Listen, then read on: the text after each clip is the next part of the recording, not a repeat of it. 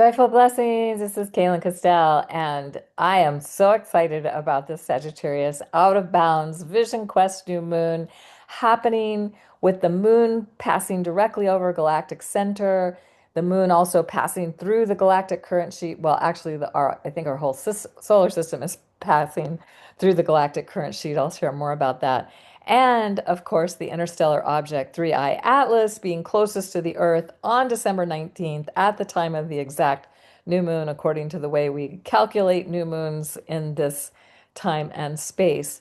So we can see the archer. I love this woman imagery of the archer pointing Sagittarian into the sky. And actually, the archer constellation points towards galactic centers. And that's something they didn't figure out until the 1950s. Here's an image of a galactic center, and then we've got 3I Atlas coming by the Earth. And so this is just such a remarkable time. So I thought I would start out with some quotes about truth, just to give us some different perspectives about truth. So Swami Vivekananda says, comfort is no test of truth. On the contrary, truth is often far from being comfortable. Something for us to be aware of, and that oftentimes to sit with the truth can feel uncomfortable. And to be able to shift our perspective of what we believe is true. And I think about how for a long time, many thought that the earth was flat, and then came the idea that, oh, wait, the earth is round. Now, of course, some people are going back to the idea that the earth is flat. So the truth, and that's true for them. So that's their truth, but that's not necessarily our truth, or the truth that we know from how we see things from out in space. So if we're if you look for the truth, you may find comfort in the end. If you look for comfort, you will not get either comfort or truth. And C.S. Lewis said that, and he wrote the Chronicles of Narnia and a bunch he was a great author. So it's just good for us to consider that, oh, you're not necessarily going to find comfort. If you look for truth, you might find it in the end, but you might not find it if that's what you need comfort in order to feel like you've gotten to the truth. And then Jonathan Swift, a lie can travel halfway around the world while the truth is putting on its shoes. I love that. Just kind of a fun thing for us to go, oh, wait a second. And how is it really true? Are we looking at the truth? Is what we're being told really true? Is our experience of this reality really true? Or have we been conditioned to believe that our experience is the truth when maybe there's another truth that might be revealing itself during this new moon? Very exciting. And Mahatma Gandhi said, whenever you have truth, it must be given with love, or the message and the messenger will be rejected. So this idea that the truth is what is present for us always isn't necessarily true. And so how are we connecting with the truth, and how are we open to the truth that is evolving into our reality? So if we're looking at this new moon being outside the boundaries of corporeal truth, or what we consider our reality of how we experience this reality, and how we experience it in the physical form, corporeal form, then we're having an opportunity to go way beyond that. And I'll be sharing even more about that in a moment. But here is the galactic plane and the galactic center, and along that galactic plane, and the moon is going to be directly over that place. Now, the sun can never go directly over galactic center, but it can go above galactic center. So it's transmitting from above galactic center, but the moon at this new moon is transmitting directly from galactic center. And it's featuring a rare and very direct alignment with galactic center. And this out of bounds moon this year, 2025, is when the moon has been the most out of bounds at certain times, when it's in the signs of Sagittarius and Capricorn, or in Gemini and Cancer. And this is going to last for another couple years, but this year was the most extreme. So this is why this is so remarkable. And we can add a super rare alignment with the interstellar object 3I Atlas as it's transmitting new energies, new light codes, new possibilities around our true nature and the essence of the truth we've always been. Because on the new moon, on December 19th, 3I Atlas is making its closest approach to the Earth.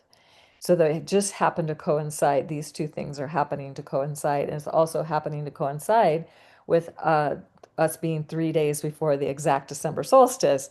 And that's a whole other conversation that is pretty remarkable. And I have done a video about the 2025 uh, December solstice that I will put a link to in the show notes because it is pretty spectacular as well.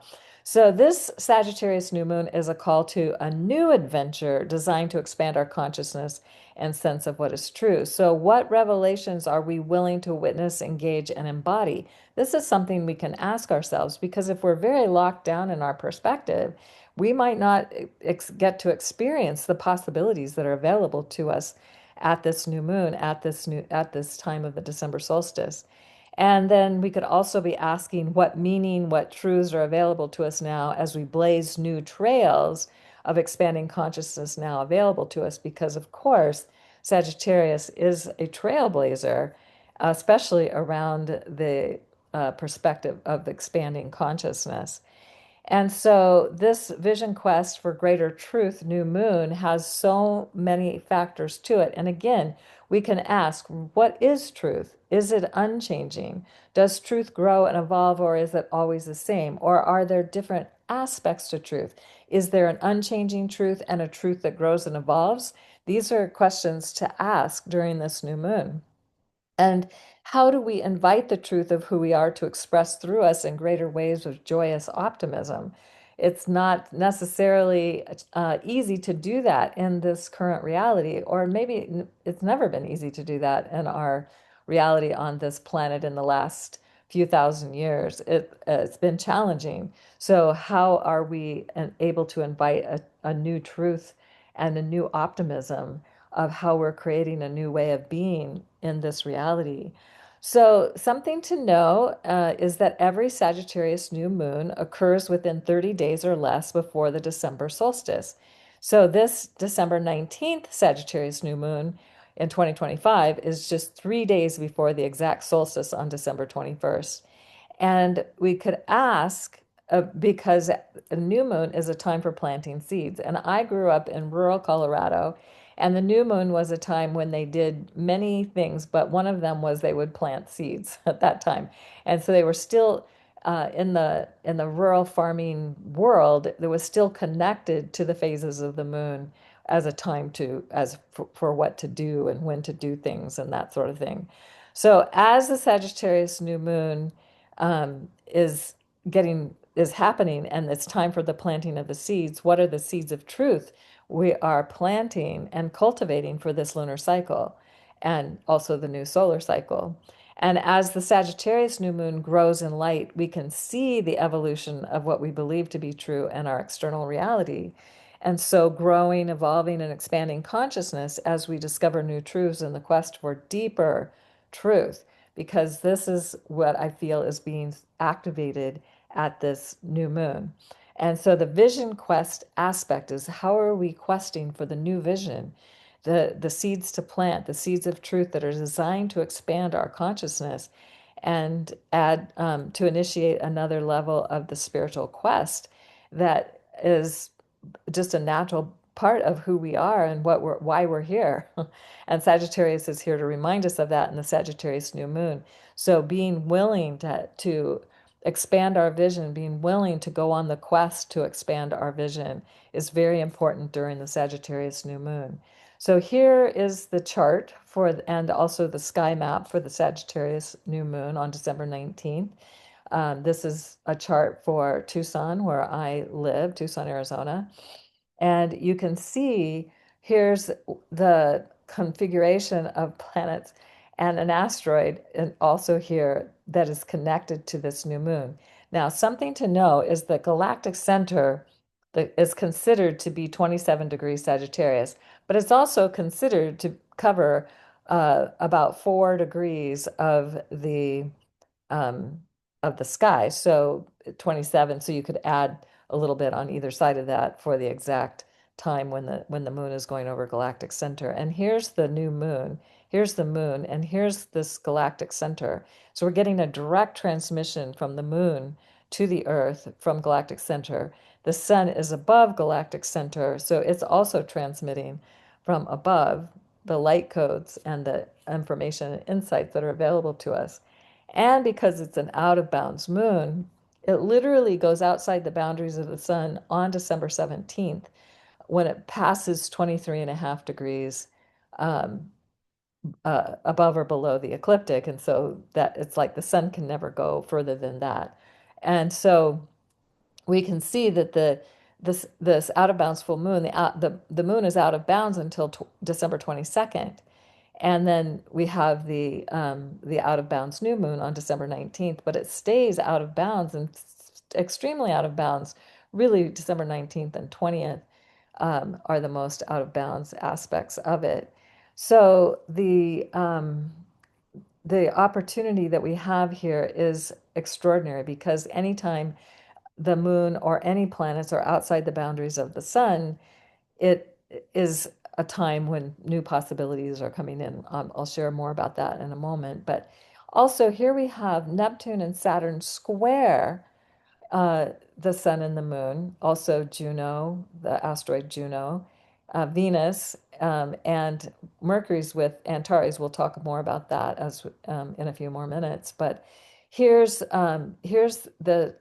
the right with galactic center new moon energy being this seed point, this so that means basically a couple hours before the exact new moon, the moon is at the 27-degree mark of Sagittarius because it's the moon moves about 1 degree every 2 hours. So we could imagine that about 2 hours prior to the exact new moon, the moon has passed directly over the center of galactic center would be one way to say that. Okay, so then we have Chiron and Eris in trine. Actually, the closest trine is to Venus. Eris is almost exactly trine uh, Venus, and Chiron also trine and all trining this new moon energy. And the if we think of Chiron as being about shamanic healing and healing the deep wounds of the whatever holds us back from our true essence. And Iris also being able to create awareness around what it is that what's the chaos, what's the discord, what's the uninvited parts of ourself that we have dismissed and haven't brought forth into our consciousness, into our awareness, being activated in this new moon energy as well. Then Saturn and Neptune in that very close square, uh, especially Neptune to the new moon, and then Saturn more to Venus and Juno, but still activating the whole lineup that's here. And if we think of Saturn and Neptune, Saturn being about form, structure, how we experience this reality, being more corporeal in a sense, and then Neptune being about formlessness or non-corporeal or the pure source energy, where we connect with where anything and everything is possible. And so those two working together and have been working together all this last year and will be connecting as we go into 2026 with their exact conjunction in February 20th of 2026, about 2 months exactly after the December new moon. It's pretty spectacular. So what are we tapping into in the formlessness, in the place of where it, I like to say the field of all possibilities, where anything is possible because it hasn't come into form yet. What do we choose? What do we want to bring into form? And Saturn's here to help bring it into form so that we can experience a new way of being in this reality. It's just so spectacular to think about these energies being present at this new moon. So now here we're going to look at how when planets like the moon or any other planets go beyond the boundaries of the sun, it's the time when we expect the unexpected because it's outside the boundaries of ordinary reality. It's outside the boundaries of our everyday experience. And so that can disrupt what is known. And it also is very chaotic energy that can lead to new creation because out of chaos comes the world and also leads to new possibilities. So this occurs when planets are in Gemini and Cancer or Sagittarius and Capricorn. And that's why we have actually Mars going outside the boundaries on November 27th until January 6th, Venus going outside the boundaries on December 20th, just the day after the exact new moon, to January 3rd, and Mercury December 28th to January 14th. So not only do we have an out of bounds moon, but we have other planets moving towards their out of bounds experience. And this is all going to, all these planets are going to be out of bounds on as we go into the new year. And then we have the full moon in Cancer out of bounds on January 3rd, 2026. So we are having, we had the Gemini full moon out of bounds. We have the Sagittarius new moon out of bounds. We have the Cancer full moon coming up out of bounds. And the opportunity for us to have something that's outside our ordinary experience is pretty extraordinary. That this is happening in this way as we begin a new solar year, a new calendar year. We have a new lunar month coming, starting all of this. It's just spectacular with the three-eye atlas adding a whole other dimension that we've never experienced before. We don't really know how that's going to manifest or what that's about, but it's something that's a great opportunity for us to tune into and imagine that it's happening for us in the best ways possible. So, for those who don't know, the March equinox, zero Aries, the September equinox, zero Libra, the sun rises due east and due west, rises and sets due east and due west. Then we have the June solstice, the sun rises um, as far north as it possibly can go, about 23 and a half degrees. And then the December solstice, the sun rises as far south as it can possibly go at around 23 and a half degrees. So when planets go out beyond the 23 and a half degree mark, they are considered to be out of bounds. So that's why this new moon at 28 degrees, almost a whole 5 degrees outside the boundaries of the sun. And then, of course, on the full moon on January 3rd, same, although it's more like 4 degrees, but I'll do a video on that later too. So be sure to stay tuned because that's going to be spectacular, amazing. 13 Cancer, very close to Sirius. Lots to talk about around that. That full moon as well. So this timing is just so spectacular that it's challenging maybe for us to even be able to contemplate with the mind. So I feel like our opportunity is to feel it from a place beyond the mind, beyond the conscious mind, into the superconscious mind, the superconscious way of tuning into things. Now, what's interesting is that this new moon is happening in the nakshatra called Moola. It's the 19th nakshatra. It's interesting. It's happening on the September 19th, and it happens to be the 19th nakshatra. And it is located, and I'm giving you the seasonal points because it's clearly in the constellation that has to do with the scorpion, the tail of the scorpion, and is coming into the archer.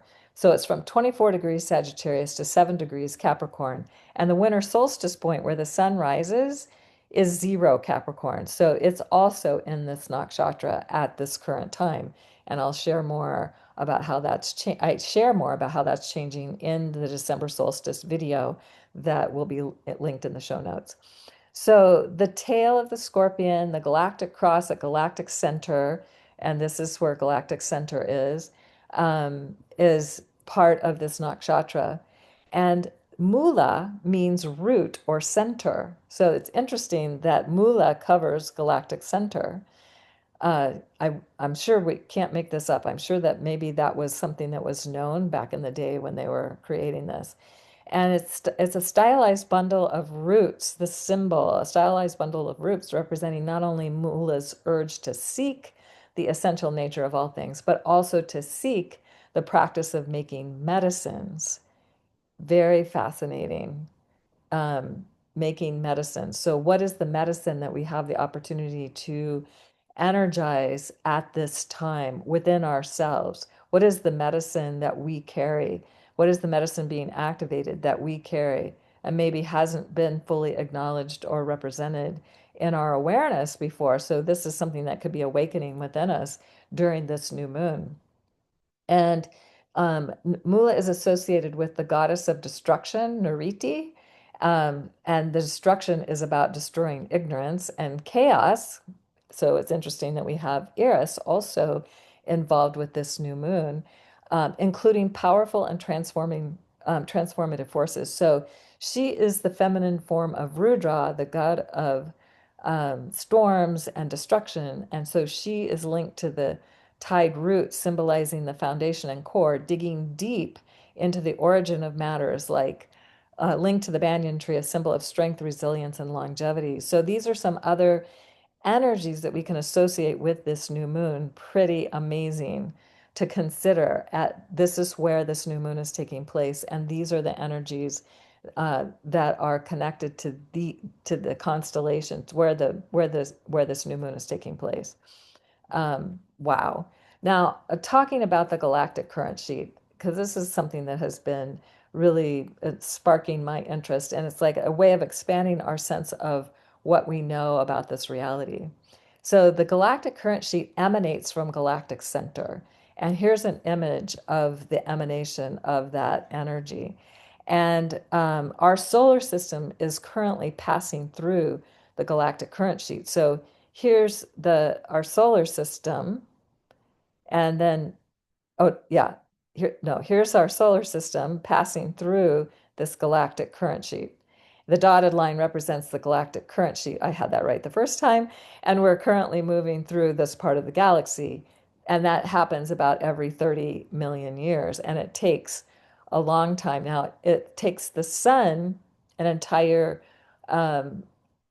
225 million years to go through the solar system, to go through the galaxy every 225 million years. And our solar system aligns with the galactic current sheet about every 30 million years. So these are big cycles that are happening. And geologist Greg Braden and geologist Rory Duff are talking about this. And it's so fascinating to realize that not only is the sun at the December solstice aligned on the galactic cross at galactic center, something that can only happen for a period of time every 26,000 years, but our solar system is passing through the galactic current sheet. Huh. I mean, and that energy is amplifying everything that's going on. And so we have a 26,000 year cycle aligning with a 30 million year cycle. And Rory Duff has observed that we're moving through the galactic current sheet, lowering the Earth's magnetic field, which means where more energy is getting into the Earth at this time. It means our galactic center is extremely activated, especially when the out of bounds moon is crossing it. So we've got that going on. And this is why our bodies and the Earth are experiencing massive waves of rare galactic cosmic energy. It is beyond our maybe what we've perceived or known or understood in, it's like this is all happening now. Wow, this is amazing. So here is the solar system. It's on the sun on the galactic cross, how the ecliptic plane. So this is um, the the path of the sun around the Milky Way, and how our whole entire solar system is moving through this galactic plane and the galactic current sheet. And so the galactic current sheet is an electric field, and that ripples out from the center of the Milky Way and covers hundreds of millions of light years with a thickness of 20 million light years, meaning that um, a light year is about 6 trillion miles or 9 trillion kilometers. So the galactic current sheets are some of the largest known structures of the universe, well, at least of our galaxy. And the sun's heliospheric current sheet is only 6,213 miles, or about 10,000 kilometers, and the Earth passes in and out of it every 2 minutes, for 2 minutes every 8 to 10 days. So we're getting this increase in the solar wind, the lowering of the magnetic field, more auroras and light energy hitting the planet.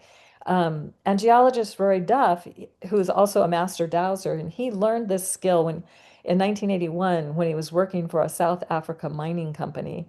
And he says, forget climate change, forget any virus. These changing space conditions are in the driver's seat. This is bigger than anything we're doing on planet Earth. Now, it doesn't mean we shouldn't care about the planet and we shouldn't care about climate change or whatever else might be happening on planet Earth, but it does mean that it's not the main driving force of what's going on at this time, that there are way bigger factors that we haven't necessarily been aware of. So, for the last 30 years, Rory Duff has focused on tuning into the intersections of energy lines, also called nodes, at the seasonal points. Now, he wrote this book, A Guide to Ley Lines, Earth Energies, Nodes, and Large Vortexes. And it's the second edition version here that I have the cover for. And so all this is covered in his book. And so basically, back in 2012, there were six emperor dragon lines, and they were in pairs of three, and they crossed each other in six places. Two were in the oceans, and the other four on land. In 2017, something dramatic happened. It's due to the huge increase in cosmic energy from the galactic center and the galactic current sheet. The Earth's energy lines, or the ley lines, suddenly doubled in width, with three more pairs of emperor dragon lines appearing for a total of nine dragon lines, emperor dragon lines. So Rory says that the source energy of these lines is galactic, and the center of our Milky Way galaxy is almost certainly one of the sources. So again, the Earth is being impacted by what is happening. And we're looking, and he goes on to say, we're looking at the very real possibility that these energy lines are connected to the events, magnetic fields, plasma, and cosmic waves now being encountered as our solar system enters this galactic current sheet. The cosmic energy is thought to hit our atmosphere, convert to neutrinos, and pass down through Earth's solid inner core, where it is converted to ultra low vibrations that then emanate back to the surface, causing it to show up in lines of high pressure that dowsers are registering. And all dowsers tend to be registering this, that are tuning into this. So, because we know that the sun's current sheet affects our atmosphere and leads to earthquakes, we know that the galactic current sheet also affects the Earth's, most likely on a bigger scale. So these are things to be aware of. And this is where the new moon is taking place, is right in this galactic current sheet. So I'm going to wrap this up by with a quote, another quote from Rory Duff. But the Sagittarius new moon being aligned with galactic center, being activated by the galactic current sheet, three-eye atlas making its closest approach to the Earth, all these factors that are amplifying and magnifying the possibilities that are happening for Earth at this time is absolutely mind expanding. The possibilities are, wow, what is that? And how are we allowing ourselves to really connect with and be connected to this energy, this timing, this new moon, this possibility that is present for us. So having awareness of it, I don't think we need to necessarily do anything.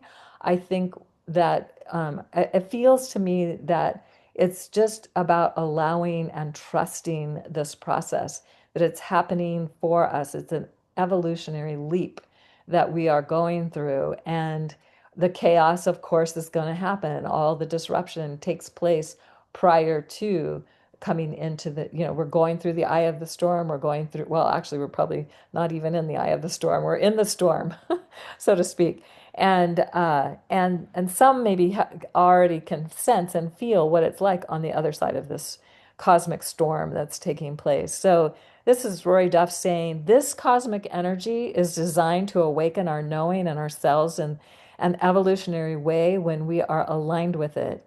empathy, telepathy, and clairvoyance are now being heightened for those who are aware.